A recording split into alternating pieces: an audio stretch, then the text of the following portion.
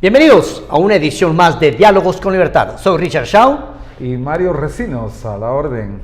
Bueno, Mario, una edición más, ya vamos caminando, somos 9 programas continuos acá en Radio Universidad, eso es impresionante, eso es buenísimo, queremos agradecer públicamente a Radio Universidad, también queremos agradecer a todas las personas que nos ven a través de la plataforma de YouTube, que comparten estos videos en WhatsApp, es fantástico, ya estamos subiendo en suscriptores, ¿eh? Exactamente, y también yo quiero aprovechar para agradecer a todos nuestros invitados, que han sido invitados de categoría, claro, como los del día de hoy, que tendremos a... Bueno, a mí me toca entrevistar a Ana Carolina Alpírez, que es una periodista de una trayectoria impresionante, grandísima, pues ya de muchos años, que ahora tiene un proyecto interesante, Mario, que se llama Ojo con mi pisto. ¿Y a vos quién te toca? Bueno, nada menos que Ramiro McDonald, heredero de una tradición radiofónica en Guatemala, como lo fue Guatemala Flash, cuyo fundador fue su padre, precisamente don Ramiro McDonald Blanco. Entonces, Ramiro nos va a hablar precisamente de todo ese historial, pero además nos va a hablar sobre el Círculo Guatemalteco de Estudios Semióticos, una entidad que está dando también qué hacer en Guatemala en cuanto al análisis del discurso y de toda la simbología política, económica y social de Guatemala. Bueno, sin más, vamos a entrar a este programa de Diálogos con Libertad con la primera entrevista. Vamos con Ramiro McDonald y Mario Recinos. Muy buenas a todos nuestros oyentes y televidentes. El día de hoy, un nuevo programa de Diálogos con Libertad, el órgano oficial de la APG. Y el día de hoy, pues, tenemos a un súper invitado. Se trata de Ramiro McDonald, con una gran tradición, una herencia precisamente de su padre, también Ramiro McDonald Blanco, que el día de hoy precisamente nos va a hablar de dos temas súper interesantes, que en primer lugar es un poco sobre el legado de Guatemala Flash, el radioperiódico que hizo historia y sobre todo pues fue una cátedra para muchos de los periodistas radiofónicos en Guatemala.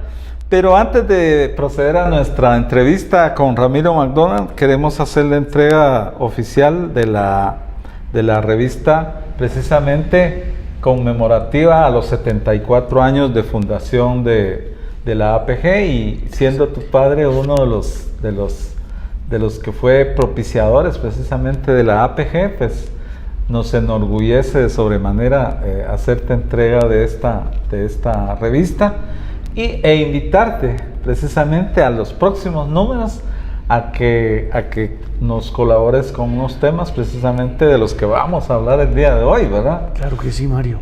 Muchas gracias primero por la invitación. Te agradezco muchísimo. Coincide con el aniversario 75 de Guatemala Flash, 20 de noviembre de 1940 y pico, ahorita se me va la fecha exacta, fue fundado Guatemala Flash, y hoy tú me entregas un excelente ejemplar que resume, me imagino, esa lucha en defensa de la libertad de expresión que toda la vida la APG ha sido la vanguardia, efectivamente. Perfecto.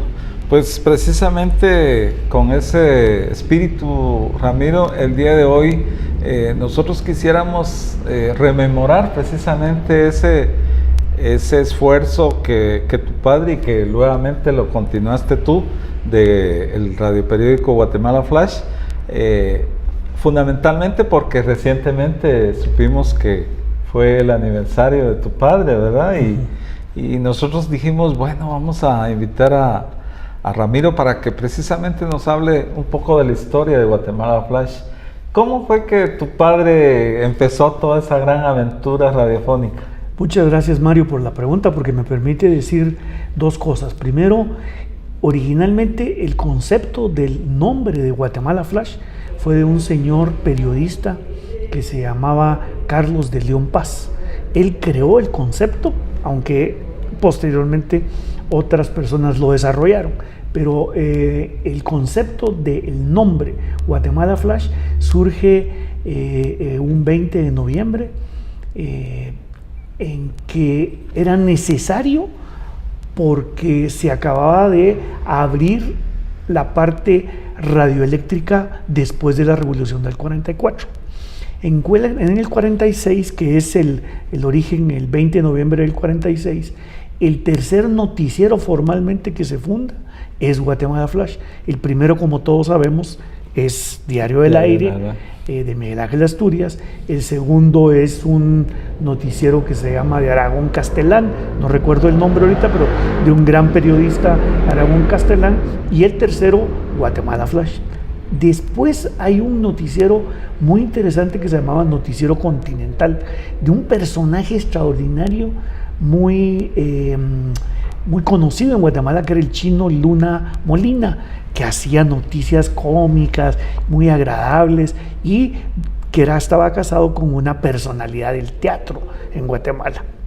Entonces, esos eran los primeros noticieros que habían en la década del 40, posteriormente a la Revolución, porque la Revolución vino a cambiarle el concepto de radio en Guatemala. Solo había una, que era la Radio Nacional, y si había otra en Xela, y de ahí no había radios comerciales. Entonces, las primeras radios, aparece la Radio Ciros, que es donde Guatemala Flash se funda, allá cerca del Cinelux, a media cuadra del Cinelux, en el altillo del Cinelux, no del Cinelux, sino de las Ciros, y empieza a trabajar el señor de León Paz, y localiza a Francisco Montenegro Sierra y a Ramiro McDonald Blanco.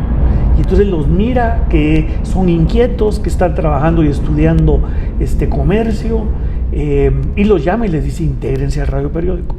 Y a los primeros 6 meses el señor ya no aguantaba con la carta de venta, porque pues obviamente había que cobrar y había que facturar y ya les estaba debiendo todo el sueldo durante los primeros 6 meses del año a McDonald Blanco y a Montenegro Sierra. Y entonces ellos le dicen: miren, entréguenos el noticiero, nosotros lo vamos adelante, porque usted la verdad no puede con él. No puede por la facturación, no puede porque no le queda tiempo, y ellos asumen la dirección del noticiero. Y de ahí viene esa amistad tan hermosa y muy interesante, porque don Francisco Montenegro Sierra era una personalidad excepcional, muy querida por Guatemala. Tan es así que iba a ser alcalde de la capital. Claro, eso te iba a decir yo. Y Ramiro, digamos, aparte de las Ciros, después el radioperiódico migró hacia otras emisoras, ¿no? Varias radios, tuvo sus épocas. Una de las radios más importantes fue La Voz de las Américas, donde se hacía un tipo de radioteatro muy bonito, muy interesante, y necesitaban un noticiero. Entonces lo llamaron y le dijeron a mi papá y a Francisco Montenegro Sierra: véngase para acá. Y ellos se fueron a La Voz de las Américas y después a la radio 1210, donde fue un excepcional movimiento radiofónico muy creativo, porque el dueño de esta radio venía de México y había hecho radio en México. Entonces traía inquietudes, cosas nuevas, interesantes, programas, y necesitaban un noticiero que quisiera, como quien dice, la insignia para poder jalar auditorio. Posteriormente a esas 2 o 3 radios se pasa a Radio Fabulosa, que es no Emisoras Unidas todavía, solo Radio Fabulosa, claro, que es de don Francisco Maza Castellanos, que crean todo un concepto de radio informativa, tanto de noticias con Guatemala Flash como con noticias deportivas. Entonces llega Meme Pinto y se arma un equipón ahí, pero súper interesante, wow, de gente trabajando en deportes y en noticias con Guatemala Flash. Y ahí se crea Cercano, que es el Servicio Centroamericano, claro, de Noticias, ¿te recuerdas? Sí. Que fue el primer intento por integrar informativamente a Centroamérica a través de la radio. Y claro, lo lograron, sí, muy efectiva. De hecho, creo que ese fue un proyecto que después Televisa lo hizo propio, pero sí, ya a nivel de todos los estados en México. Y fue una experiencia bien interesante porque... Claro. Por ejemplo, en Costa Rica tenían mucha audiencia, claro, y en Honduras, ¿verdad? No digamos en El Salvador, sí, tuvo una gran audiencia Cercano. Y es que Cercano era como una especie de las mejores radios informativas de cada país, HRN de Honduras, ISKL de Salvador, Radio Reloj de Costa Rica. Sí, bueno. Precisamente nuestro querido cochinito, ¿cómo se llama? Félix Loarca era el director y acababa de venir de Costa Rica, entonces había una mancuerna ahí muy interesante y trabajaba en Guatemala Flash también, entonces hacía un equipazo rotundo. Posteriormente hubo una escisión en Radio Fabulosa y pasa a nombre de emisoras Fabucadena, emisoras unidas. Todavía Fabucadena, ¿va? Sí, en ese tiempo era Fabucadena. Era Fabucadena. Eso estamos hablando ya de los años 70 más o menos. Claro, exactamente. Y esa época es muy interesante porque es la época en que empieza la represión en Guatemala. Claro. Empiezan los dictadores a acoparle el poder y Guatemala Flash se opone rotundamente a todo lo que es militarización y a el cierre de los espacios democráticos de expresión. Tú te estás considerado como de los periodistas que tiene esa época presente porque la viviste, claro, igual que yo. Fuimos reporteros en esa época. La sufrimos, la pasamos feo y fue una época muy interesante porque los noticieros de radio, El Independiente y Guatemala Flash, eran los noticieros más escuchados en Guatemala. Y eran como referentes. Lo que decían los noticieros era la realidad de lo que estaba pasando. Porque lamentablemente los periódicos se cerraron, los espacios de televisión, que eran muy pocos también, y los únicos que nos atrevíamos a decir lo que estaba pasando en este país éramos los noticieros de radio. Tal vez porque no quedaba impreso. No, pues, esa era la y obviamente había una, digamos, la cultura radiofónica también estaba permeando en la sociedad guatemalteca y obviamente el rating, el medio masivo por excelencia, pues en ese momento era la radio. Sí. Y obviamente posterior a ello, pues vino a desplazarlo la televisión, pero la radio siempre ha mantenido su audiencia.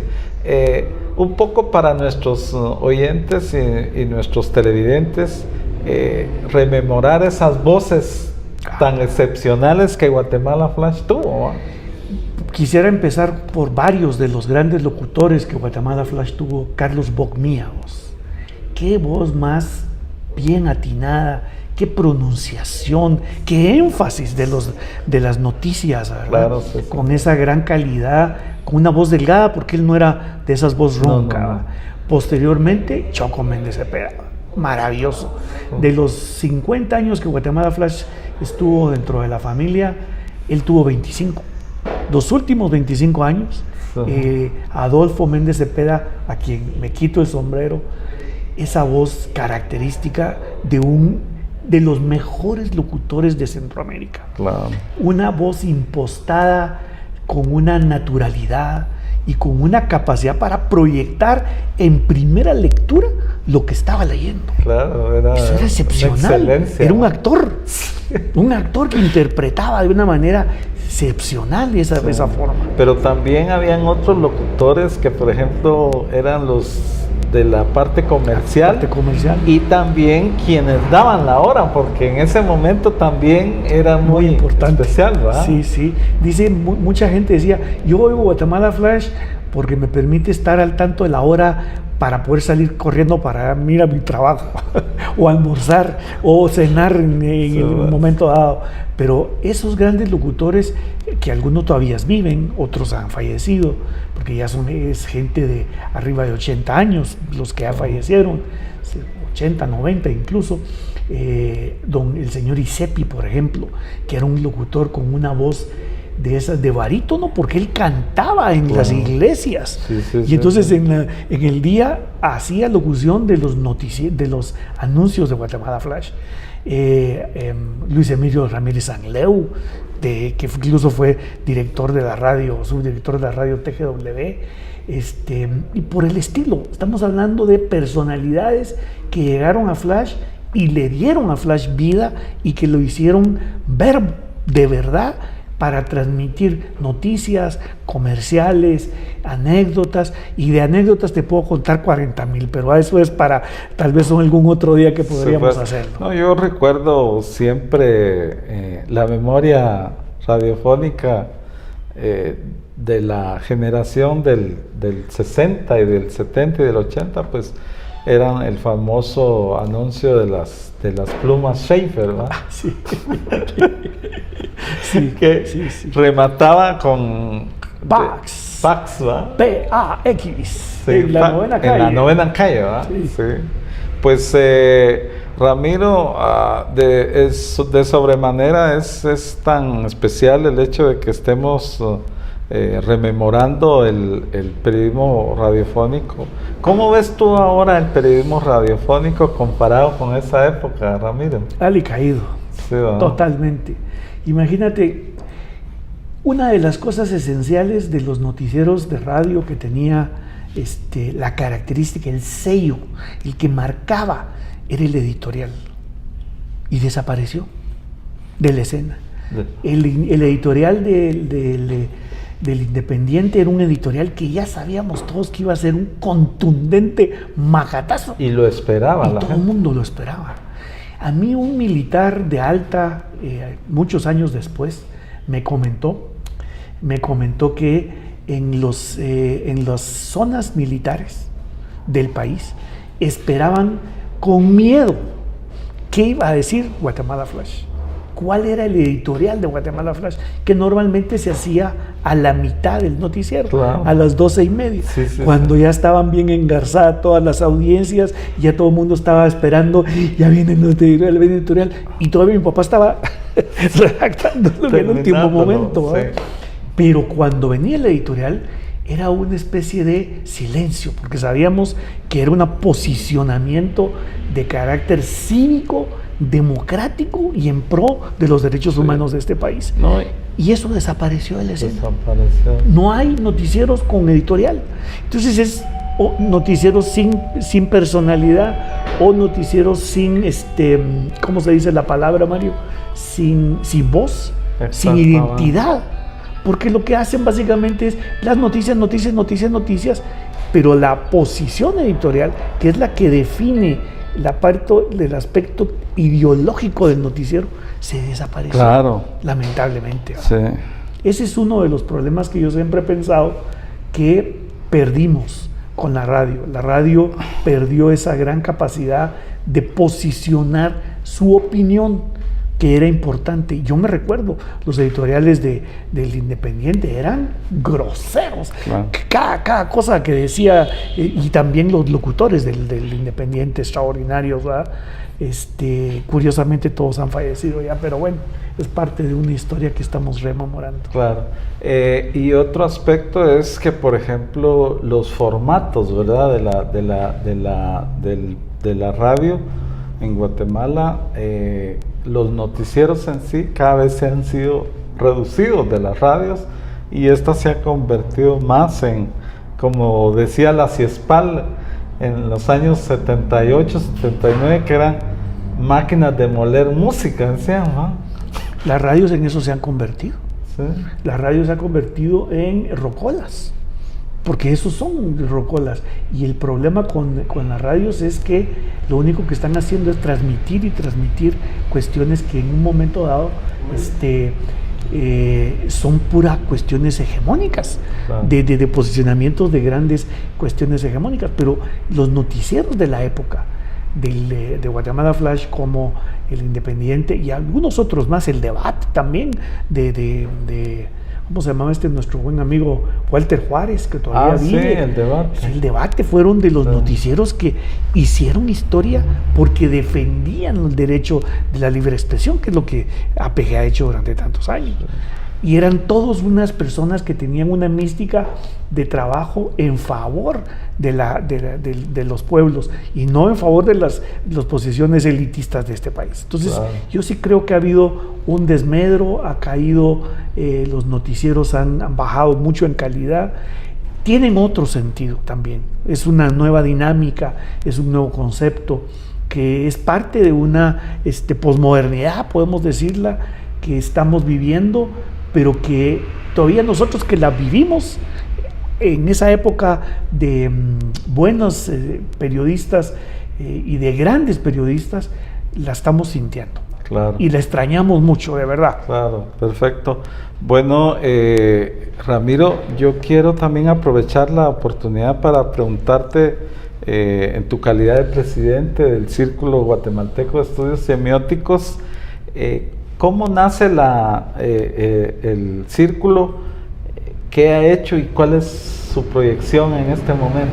Muchas gracias por la pregunta, Mario. Tiene un sentido de carácter histórico porque en el 2015, cuando estaban las movilizaciones populares en contra de la corrupción, empezamos a notar que había mucha gente, muchos académicos interesados en decir cosas semióticamente, analizar semióticamente lo que estaba pasando, ver todos esos símbolos de que la gente iba a las calles, sacaba sus pancartas, iba a los centros urbanos y decía cosas que había que interpretar. Entonces nos reunimos un grupo, cerca de unos 25 miembros del grupo de estudios semióticos, y decidimos formalizar una entidad en la cual pudiéramos por lo menos reunirnos cada cierto tiempo a dialogar de temas de semiología, porque la semiología y la semiótica tienen esa facilidad de poder interpretar los fenómenos sociales desde el punto de vista de los signos y los símbolos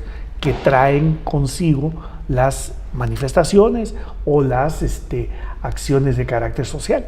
Entonces es una adaptación de todo lo que es la simbólica, la sígnica, todas las cosas que nos da la teoría básicamente semiológica para poder interpretar el devenir de la sociedad. Entonces nos reunimos, primero éramos unos 20, 25, ahorita somos unos 30, 34 más o menos profesionales de semiología, de gente que ha dado clases en las universidades, de todas las universidades que son de San Carlos, de Landívar, de las universidades públicas, de la San Carlos por supuesto, y de las otras privadas. Entonces decidimos crear este grupo y este esquema que nos permite reunirnos cada más o menos una vez al mes y hablar sobre cuestiones semióticas que nosotros creemos que es importante que la gente tenga importancia. Por ejemplo, dentro de poco vamos a hacer una segunda reunión sobre el tema de uno de los grandes filósofos que se nos acaba de ir, que es Maturana. Vamos a hacer un análisis de su obra, a la que yo agradezco que tú tengas el bien de promoverla, porque me interesa mucho que tengamos la capacidad de decirle a la gente todo lo que hizo este señor por el conocimiento humano, que nos dio tantas herramientas para poder entender lo que está pasando en la mente de las personas y por lo tanto en la sociedad en términos generales.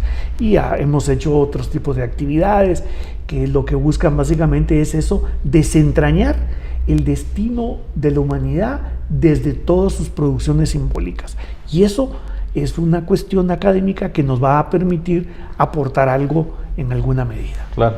Y Ramiro, hay otro elemento bien importante, que es que la semiótica y la semiología pues nos dan la oportunidad de desmenuzar también los discursos, ¿verdad? Claro. Por ejemplo, ¿qué es lo que pretende en medio de todo el discurso en el Congreso, por ejemplo, los líderes del Ejecutivo, de las instituciones de poder? Todo eso también es muy especial, que nos puede dar el estudio de la semiótica. Por supuesto, Mario, tienes toda la razón, porque la semiótica considera todo acto de comunicación como un discurso. Todos los actos de comunicación. Y el ser humano lo que tiene básicamente es una acción discursiva. Desde que el momento que naces hasta que mueres, tu actividad permanentemente es discurso, es desarrollo de una permanente acción comunicativa, como la que decía el gran filósofo alemán. Y esa acción comunicativa tiene componentes, y esos componentes se pueden descontinuar, desarmar y encontrarle tanto el sentido oculto como el sentido que expresamente nos dan los discursos de todo tipo. Si hubiera muchos de nuestros oyentes y televidentes interesados en el tema de la semiótica, ¿a dónde se podrían comunicar? ¿Algún link, algún sitio? ¿Dónde se pueden comunicar? Gracias, Mario. Tenemos un espacio en el Facebook que se llama Centro Guatemalteco de Estudios Semióticos, CEGES, y por supuesto constantemente estamos comunicándonos ahí, pueden hacerlo con todo gusto. Perfecto, amigos. Entonces estamos, como bien lo dijo Ramiro, conectados a través de Facebook y de las demás redes también, ¿va? Y todos los que estén con el interés de conocer más acerca del Círculo Guatemalteco de Estudios Semióticos, pues se pueden comunicar directamente a través de la página de Facebook del CEGES. Una última intervención, Ramiro, un mensaje a los periodistas, a los nuevos periodistas que están en el ambiente. ¿Qué debemos de exigirle y qué se deben de exigir ellos? Mario, rigor, mucho rigor.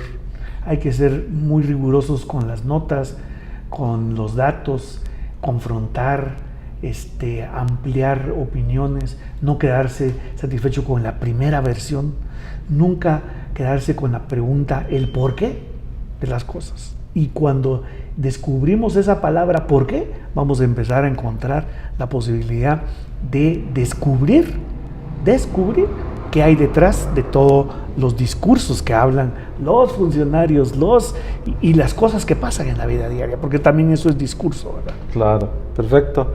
Te agradecemos, Ramiro, tu presencia el día de hoy y seguimos en nuestro programa Diálogos con Libertad.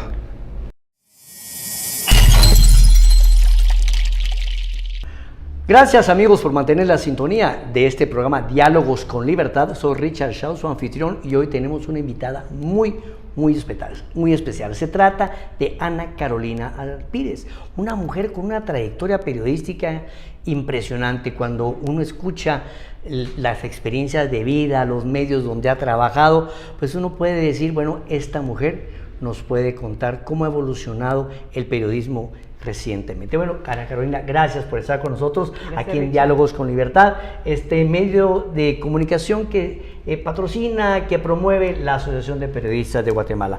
Bueno, Ana Carolina, uno de los motivos por los cuales te hemos invitado y que me llama mucho la atención es este nuevo proyecto.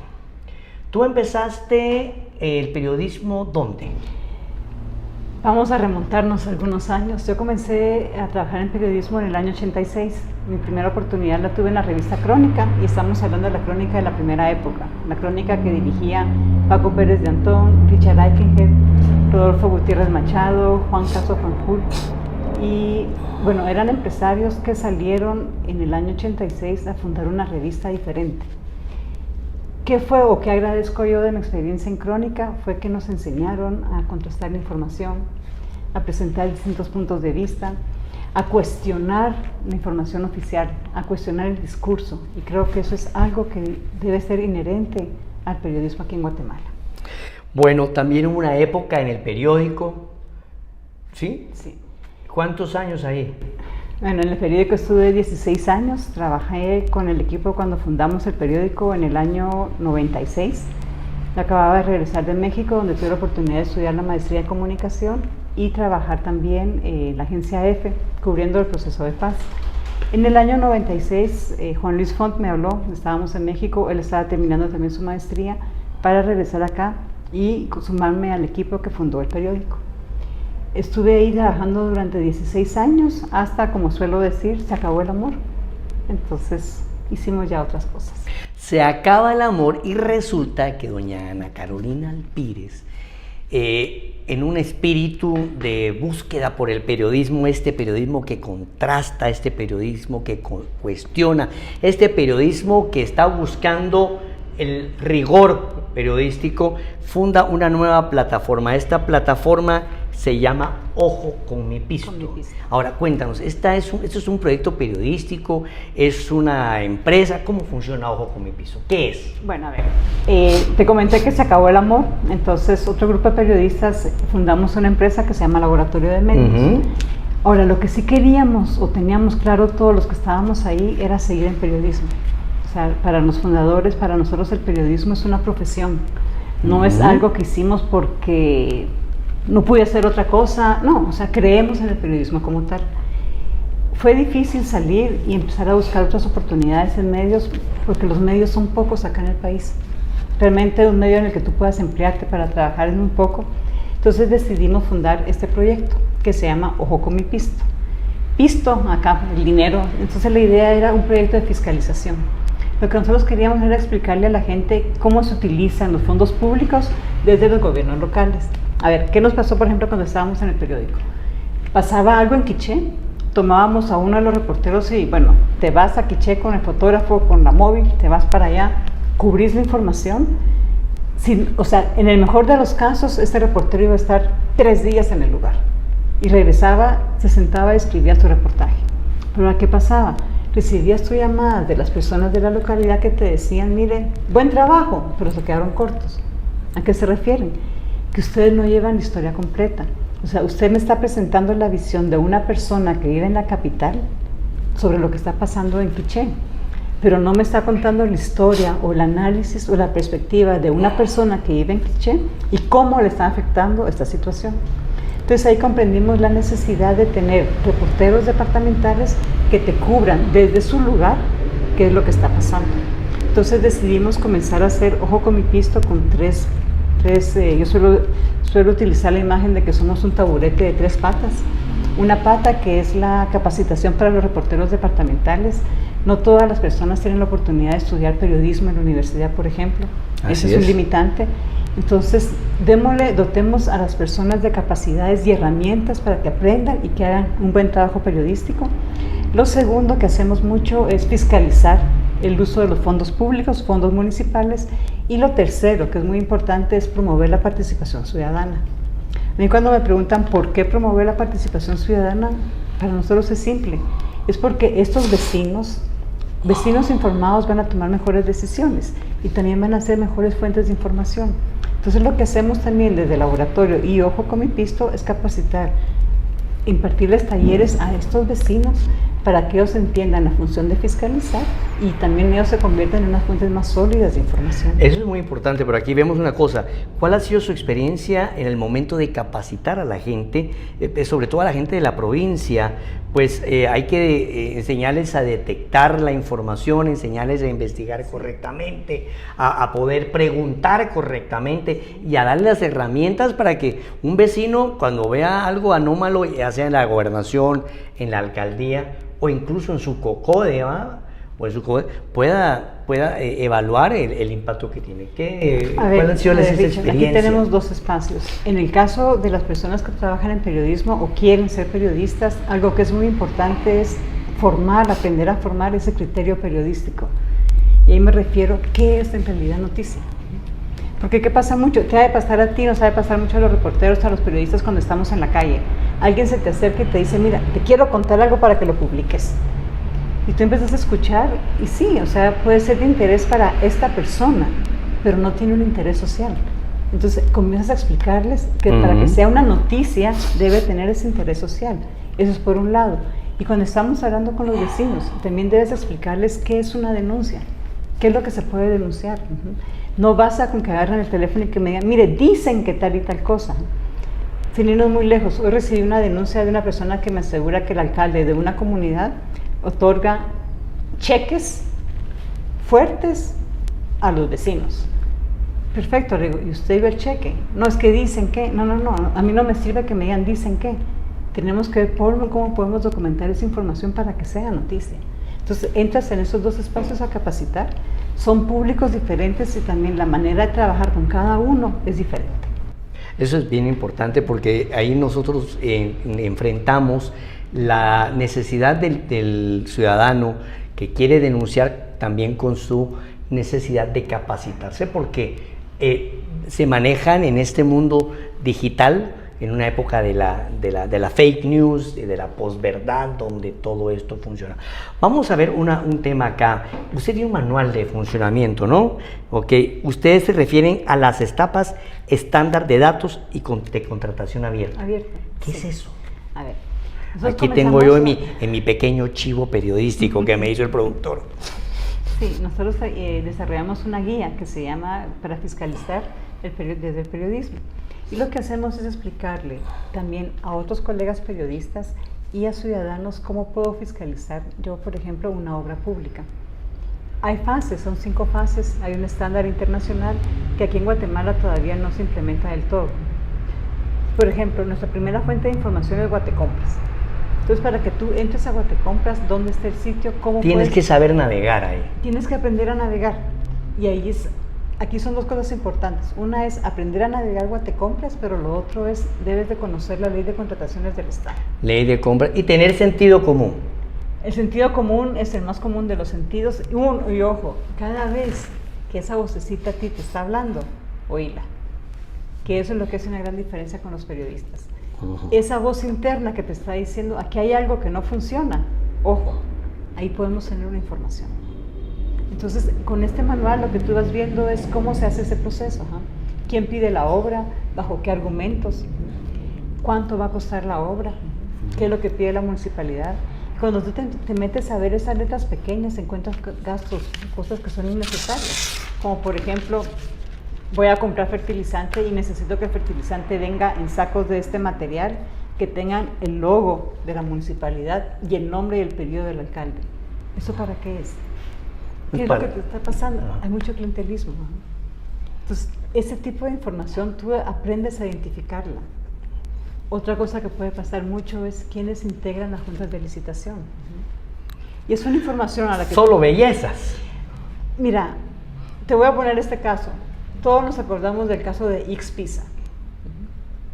Si desde el principio, cuando tú entras a Guatecompras y te dicen que las 5 personas que participan en la licitación son enfermeras, tú comienzas a preguntar, a ver, explíqueme, un contrato de 104 millones de quetzales y va a estar en manos de enfermeras.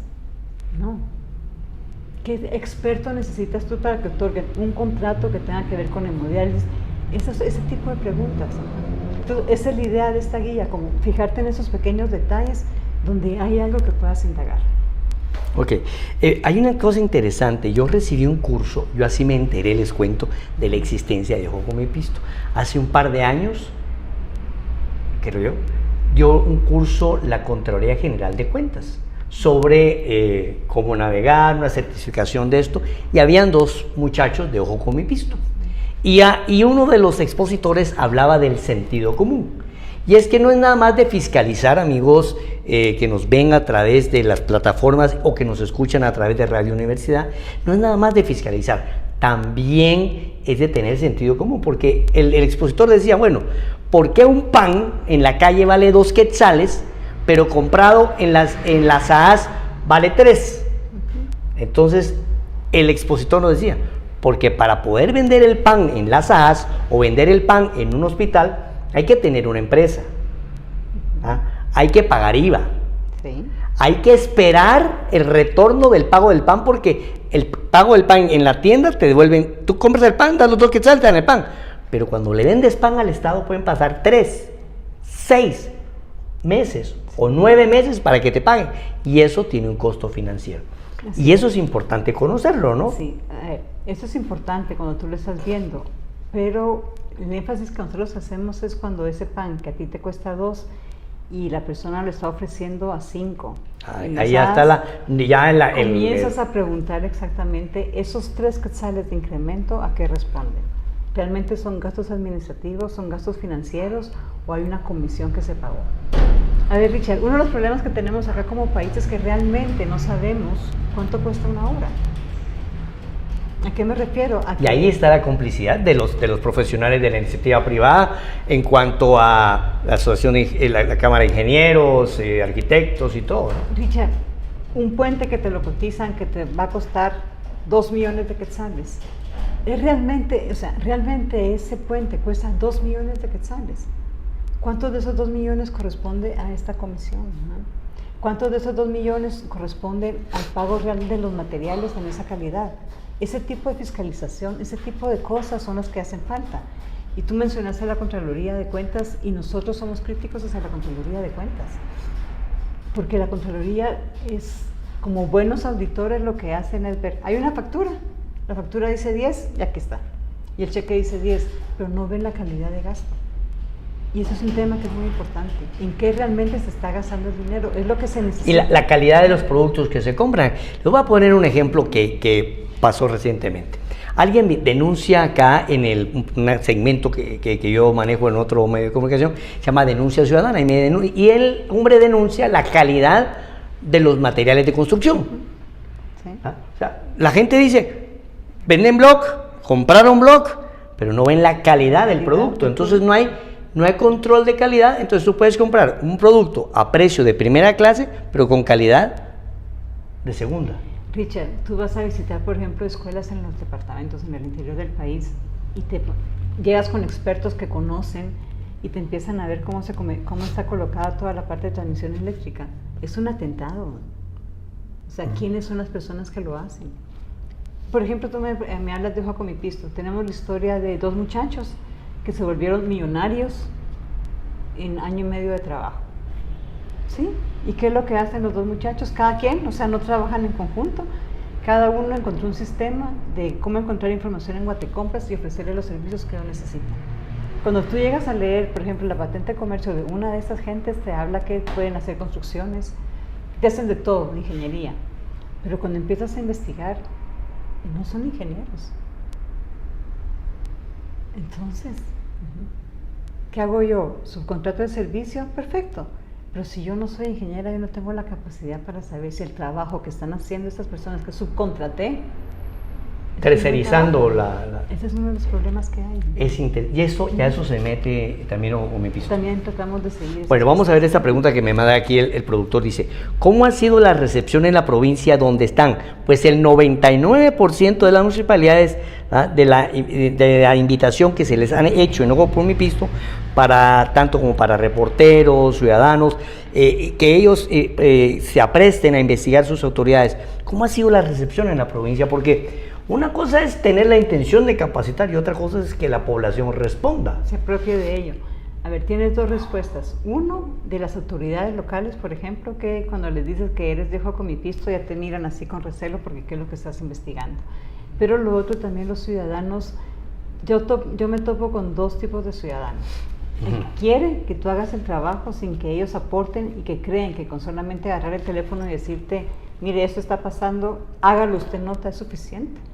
Como aquellos ciudadanos que se identifican y que sí se dedican ellos también a investigar y a contrastar la misma información que te están dando. Un ejemplo, yo estoy aquí en la ciudad y yo recibo monitoreo este concurso que es para llevar agua potable a una comunidad. En los papeles todo está en orden, hay una orden de recepción, se entregó este proyecto, pero son los vecinos los que me van a decir, mire, sí, el día de la inauguración usted abrió el chorro y había agua. Pero ya después abrimos el chorro y ya no hay nada. ¿Quién me lo dice? Son los vecinos. Y ahí es la parte importante de ellos. Entonces es cuando tú entras también... Es un periodismo ciudadano, pues. Es un periodismo... Yo no utilizo el término periodismo ciudadano, porque siento que periodismo es un método y es una... Sí, hay un ejercicio que hay que hacer de tal. Yo los llamo a ellos ciudadanos responsables. Ciudadanos responsables. O sea, ellos están en ese lugar, están interesados, tienen información, pero muchas veces no saben qué hacer con ella. Entonces tú vienes y les explicas. Por ejemplo, ¿qué recibimos en Ojo con mi Pisto? Sí recibimos denuncias de vecinos también, pero también encontramos muchas consultas, como por ejemplo, mire, ¿dónde puedo consultar cuánto gana la municipalidad, el Consejo Municipal? Entonces tú te das cuenta que lo que ellos quieren es que tú les expliques cómo funciona la ley de información pública de oficio, que es. Entonces te sientas y les explicas cómo pueden encontrar esa Eso también lo hace Ojo con mi Pisto como una función de formación ciudadana. Ciudadana, sí, lo hacemos, exactamente. Ok, ahora una pregunta. Ustedes hacen investigaciones. Ayer me pasó algo curioso, le voy a contar. En esos chats de WhatsApp, que esos chats de WhatsApp se prestan para todo. Alguien me increpa y me dice, mire, pero es que usted habla muy bonito, pero y denuncias y condenas. Entonces yo le quedé pensando, pues sí, uno tiene la capacidad de denunciar y si tiene pruebas fehacientes para no caer en el delito de omisión de denuncia, compartir esa información con el Ministerio Público. Ahora yo le traslado esa misma pregunta a usted. ¿Qué relación tiene Ojo con mi Pisto con las autoridades que fiscalizan directamente y que pueden judicializar los desfalcos, malos manejos, etc. Pocas palabras, ponen denuncias en el MP y si las han puesto, ¿cuántas? Ok, no. A ver, nosotros partimos que Ojo con mi Pisto es un sitio periodístico. Entonces lo que hacemos es presentar esta información documentada y todos estos datos que puedan abrir una investigación. ¿Han tenido requerimientos de parte del Ministerio Público? Sí, eso es lo que te ¿Han quería compartido? comentar. Eso es lo que te quería comentar. Todo lo que nosotros tenemos está en la nota. Todos los vínculos, todas las relaciones, todos los links están en la nota para que la fuente lo pueda consultar. Cuando nosotros sí presentamos denuncias ante el MP, y es más, tenemos presentado un recurso de amparo contra la fiscal general, son cuando son temas que tienen que ver con la ley de acceso a la información pública, como siempre dentro del espacio periodístico. ¿Qué es lo que hacemos? Te doy un ejemplo. Presentamos una solicitud, hicimos un trabajo sobre cuánto ganaban los consejos municipales de Quiché. El alcalde de Ixcán no quiso darnos la información. Entonces presentamos se presentó todo el proceso y al final presentamos una denuncia ante el Ministerio Público para que la presentó el reportero y la presentó ante el Ministerio Público y ante el PDH, el Procurador General de la Nación, que es el garante de la ley. Eso fue en el año 2017-2018. Todavía estamos esperando una respuesta. En diciembre de este año, del año pasado, por ejemplo, presentamos un recurso de amparo en contra de la fiscal general porque nos denegó información. En febrero de este año ya recibimos una información de parte de la Corte Suprema que cita a la fiscal general para que ella presente sus argumentos. Ahí vamos en ese caso. En resumen, Richard, sí presentamos denuncias cuando tienen que ver con la Ley de Acceso a la Información Pública. No presentamos denuncias como tal en el Ministerio Público porque eso ya no es parte del ejercicio periodístico. Para eso también hay entidades que se encargan de eso. Que investigar de oficio. Sí, entonces compartimos, sí, estas personas nos siguen en las redes, por ejemplo, el Ministerio Público, la Contraloría General de Cuentas, y de esa forma están viendo qué está pasando. ¿Qué hacemos nosotros desde Ojos? Sí, es decir, hace tantos meses se puso tal denuncia, se publicó tal nota, ¿qué ha pasado al respecto? Ahora, esto genera inconformidad y genera algún tipo de descontento, ¿no? ¿Han tenido represalias? No. A ver, yo soy de la generación o del grupo que piensa que el ejercicio periodístico conlleva riesgos de la profesión. Y me refiero a eso, en que puedas recibir alguna llamada, algún mensaje. Ese es el caso. Pero también quiero hacerte clara, Richard, es que nosotros estamos en la ciudad de Guatemala. En los departamentos la situación es diferente. En los departamentos sí puede haber una intimidación directa hacia estos reporteros. A los representantes de Ojo con mi Pisto allá. Entonces sí es siempre trabajar de la mano juntos, o sea, siempre estamos en conjunto. Estas denuncias las presentamos nosotros desde Ojo con mi Pisto, o sea, desde la ciudad de Guatemala nosotros. Y ellos tienen claro que si llega a haber alguna demanda, cualquier caso sobre eso, somos nosotros los que vamos a responder, no ellos, somos nosotros como Ojo con mi Pisto. Ahora, hay una cosa interesante, yo recuerdo una nota que publicaron ustedes con respecto al alcalde de Cuyotenango, un señor que tiene la curiosa práctica de comprar huevos y regalarlos, pero nunca está. Es una situación donde no dan la cara. ¿Qué tanta resistencia encuentran ustedes en las oficinas departamentales, en las oficinas municipales, en aquellos municipios perdidos del cielo? Que pues, si aquí es difícil, si a usted la fiscal general no le da la información, ¿qué podemos esperar de un encargado de oficina de información en un pueblo, por ahí, un municipio escondido? Sí. ¿Qué hacer ahí? Nos pasa mucho eso. Primero, ¿quién es usted? Porque no es un medio que conozcan, entonces les explicamos qué hacemos y todo. 1. 2, presentamos solicitudes de información. Cuando no tenemos una respuesta de la entidad acorde con la ley, acudimos al Procurador de Derechos Humanos como entidad garante de la ley y presentamos los recursos y las denuncias que sean necesarias. Pero sí, ¿sabes qué nos ha tocado mucho? Los alcaldes con esa famosa autonomía creen que uno no puede entrar a sus espacios. Entonces es explicarles, señor, la autonomía tampoco, o sea, hay un límite para esto, ¿no? Usted tiene cierta responsabilidad, tiene cierto compromiso por ley, fue electo para ejercer tal y tal cargo, usted está obligado a rendir cuentas. Entonces entramos a explicarles a los alcaldes o a sus departamentos de comunicación por qué ellos tienen que responder.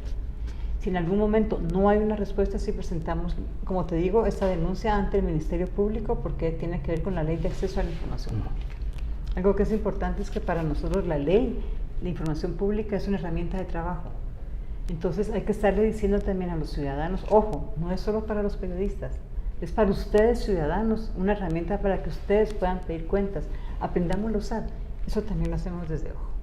Bueno, Ana Carolina, es interesante todo este tema. Yo creo que ver la posibilidad de abrir una puerta hacia la transparencia en el manejo de fondos es fundamental. Sí. Creo que toda esta experiencia periodística que se recogió en Crónica, en el periódico, ¿verdad?, en una agencia F, eso te permite tener la visión clara de cuál es el ejercicio periodístico. Y como tú dices, Carolina, y eso es que es importante que todos los amigos que nos escuchan o que nos ven deben de tener claro. Ser periodista es una pasión que te compromete a trasladar la información, pero ese es tu trabajo. Uh-huh. El trabajo de las instituciones es investigar la información periodística. Bueno, para terminar, rigor periodístico. En estos momentos, yo ahorita me voy a cambiar de tema, ya salgo de Ojo Mi Pisto y te quiero hablar. Rigor periodístico. Vemos una cantidad de fake news, una cantidad de influencers. Oiga, primera pregunta, ¿es lo mismo influencer, opinar en las redes, que periodista? No. ¿Cuál es la diferencia? No, a ver, mi insistencia siempre es, yo le digo a la gente, a ver, cuando usted recibe una información, primero verifique quién es su fuente. Segundo, pregunte por ese pequeño apartado de quiénes somos. ¿Quién es la persona que se hace responsable de los mensajes que se emiten? Uh-huh. Tercero, hay que reconocer algo. Las redes sociales le quitaron al periodista, a los medios de comunicación tradicionales, ese monopolio que tenía para informar. Tú lo tienes a partir, o sea, las redes sociales son una plataforma para ello. Pero no porque se publica ahí, es verdad. Mi insistencia es que los periodistas tenemos un método de trabajo y este método no lo siguen esos influencers, no lo sigue cualquier persona que abra una página, una cuenta en Twitter o una cuenta en Facebook. Hay parámetros. Yo insisto mucho en esto. Cuando tú me hablaste de periodismo ciudadano, te dije que no lo consideraba como periodismo como tal. Entonces, en resumen, los periodistas seguimos un método de trabajo que no necesariamente lo sigue un influencer o que no necesariamente un youtuber, un tuitero, es que son cosas diferentes. Un facebookero. Pueden hablar, pueden opinar. Aquí el país te reconoce una libertad de expresión, pero lo que se olvida siempre decir es que esa libertad de expresión viene atada con una responsabilidad. Y la gente, no toda la gente es responsable del mensaje que emite. Eso ya no es periodismo. Bueno, Ana Carolina, muchísimas gracias por tu participación acá en Diálogos con Libertad. A ustedes, amigos televidentes, radioescuchas que están pendientes de este programa, muchas gracias. Vamos a un corte comercial y regresamos.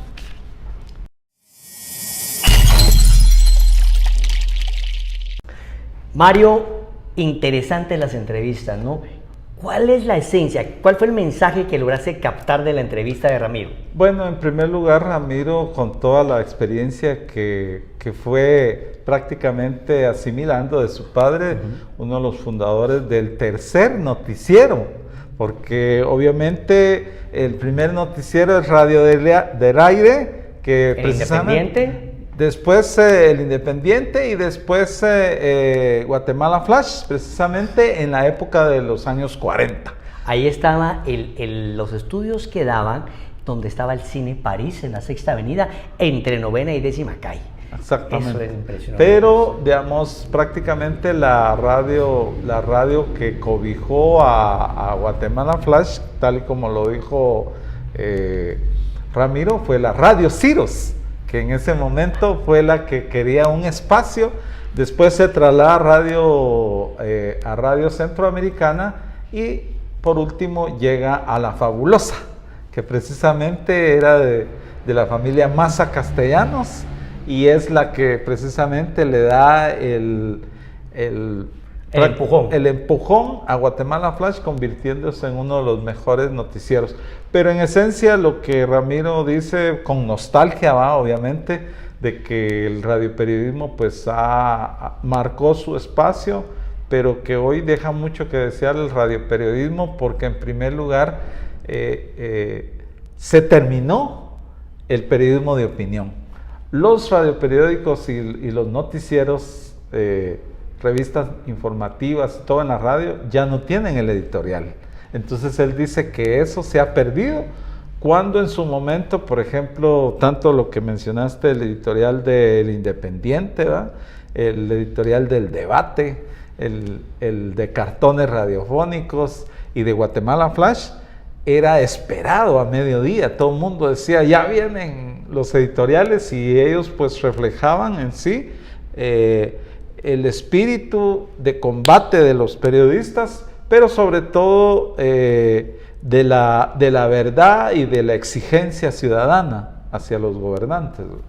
Bueno, interesante. Y yo les puedo comentar que de la entrevista realizada con Ana Carolina Alpírez me queda la sensación de que nosotros, los ciudadanos, usted allá en su casa, tiene la posibilidad de también hacer un tipo de periodismo que Ana Carolina llama ciudadano responsable, porque hacer periodismo requiere de un método, de un rigor periodístico para tenerlo en nota, pero usted también puede ser responsable en su comunidad compartiendo la información de una u otra manera. Así que, amigos televidentes, radioescuchas de acá en Radio Universidad, para nosotros ha sido un gusto grandísimo que ustedes nos acompañen. Los invitamos a que siempre estén acompañándonos los días martes a las 7:30 de la mañana por Radio Universidad, o que nos busquen en el canal de Asociación de Periodistas de Guatemala, APG, en YouTube. Soy Richard Shaw y Mario Recinos, y estamos esperándolos en una nueva edición.